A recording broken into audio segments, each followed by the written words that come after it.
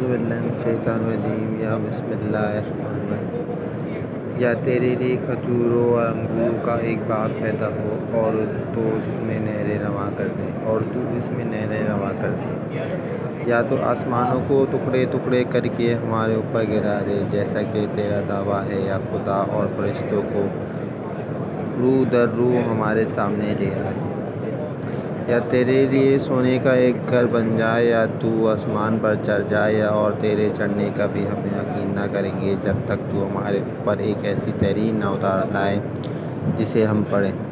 اے محمد، ان سے کہو پاک ہے میرا پروردگار، کیا میں ایک پیغام لانے والے انسان کے سوا اور بھی کچھ ہوں؟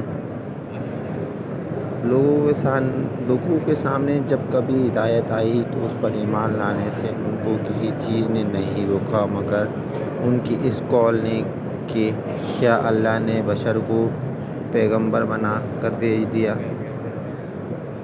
ان سے کہو اگر زمین میں فرشتے اطمینان سے چل پھر رہے ہوتے تو ہم ضرور آسمان سے کسی فرشتے ہی کو ان کے لیے پیغمبر بنا کر بھیجتے۔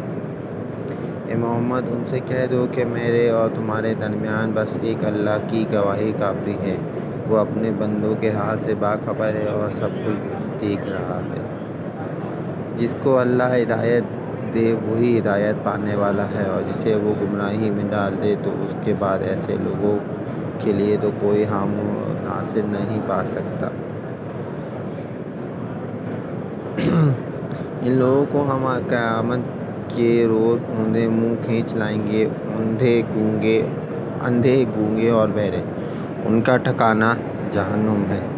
جب کبھی اس کی آگ دھیمی ہونے لگے گی ہم اسے اور بھڑکا دیں گے۔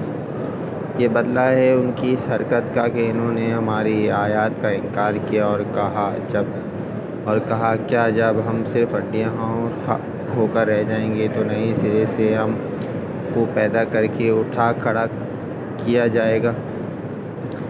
کیا ان کو یہ نہ سوجا کہ جس خدا نے زمین اور آسمانوں کو پیدا کیا ہے وہ ان جیسوں کو پیدا کرنے کی ضرور قدرت رکھتا ہے؟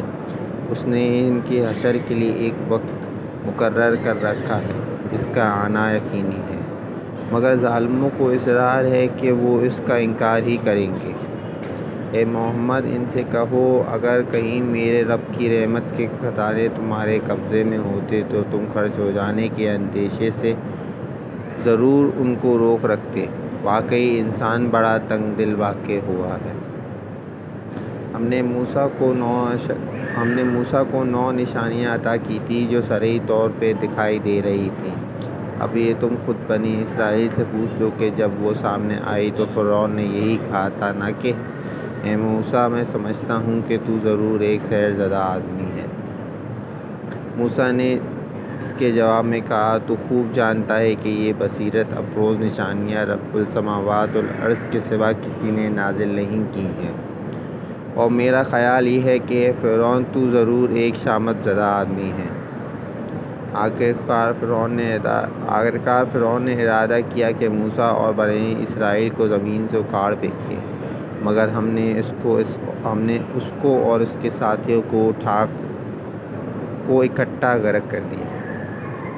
اس کے بعد بنی اسرائیل سے کہا کہ اب تم زمین میں بسو، پھر جب آخرت کے وعدے کا وقت آن پورا ہوگا تو ہم تم سب کو ایک ساتھ لا حاضر کریں گے۔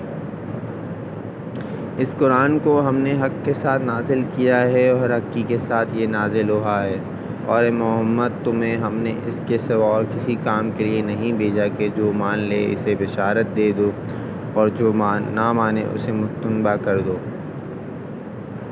اور اس قرآن کو ہم نے تھوڑا تھوڑا کر کے نازل کیا ہے تاکہ تم ٹھہر ٹھہر کر اس کو لوگوں کو سناؤ۔ ٹھہر ٹھہر کر اسے لوگوں کو سناؤ، اور اسے ہم نے موقع موقع سے بتدریج اتارا ہے۔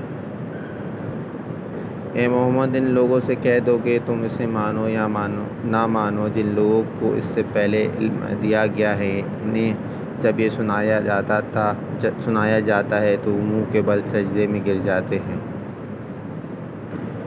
اور پکار اٹھتے ہیں پاک ہے ہمارا رب، اس کا وعدہ تو پورا ہونا ہی تھا۔